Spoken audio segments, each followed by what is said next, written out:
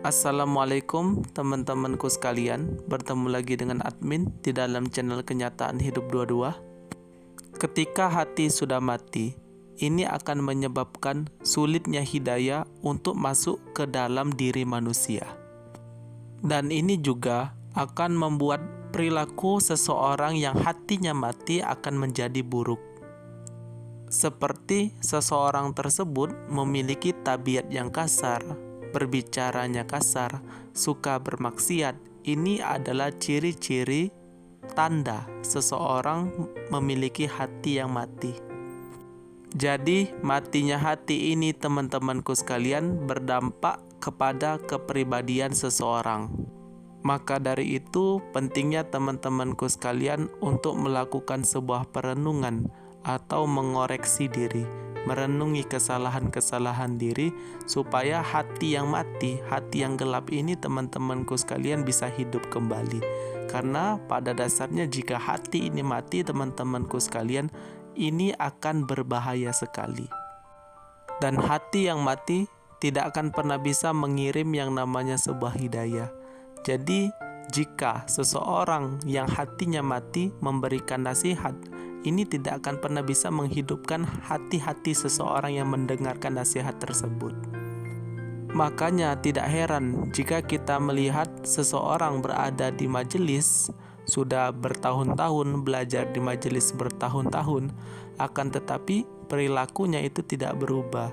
Mungkin kita bisa melihat majelis yang sangat ramai teman-temanku sekalian, akan tetapi melalaikan, yang dimana kita mungkin saja mendengarkan nasihat hanya menunggu yang lucunya saja, menunggu hal-hal yang mungkin saja membuat kita tertawa.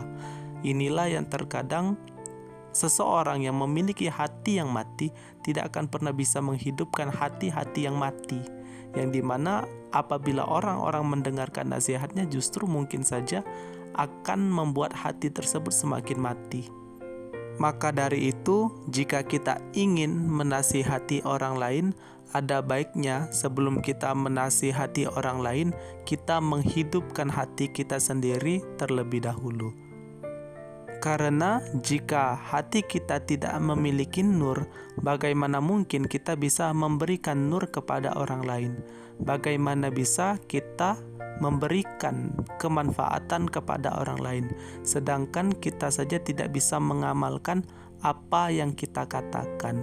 Jadi penting sekali teman-temanku sekalian, sebelum menasihati orang lain, hidupkan hati kita terlebih dahulu. Dan jika hati kita telah hidup, kita pasti memiliki perilaku yang baik. Dan terkadang seseorang itu teman-temanku sekalian, apabila melihat perilaku yang baik, itu secara tidak sadar ia akan mengikutinya. Karena pada dasarnya sebaik-baiknya nasihat adalah contoh. Jika kita bisa memberikan contoh yang baik, maka orang lain akan mengikuti kita tanpa harus kita nasihati, tanpa harus kita minta. Jadi cobalah untuk membangun kesadaran di dalam diri, memiliki perilaku dan akhlak yang baik, menjauhi yang namanya kemaksiatan. Ini insya Allah akan menghidupkan hati kita. Dan jika hati kita telah hidup, maka insya Allah jika kita memiliki perilaku yang baik, orang akan melihat kita dan otomatis mereka akan mengikuti kita. Jadi jika hati kita hidup, teman-temanku sekalian, ini akan memberikan dampak yang sangat baik bagi kehidupan kita dan bagi kehidupan orang lain.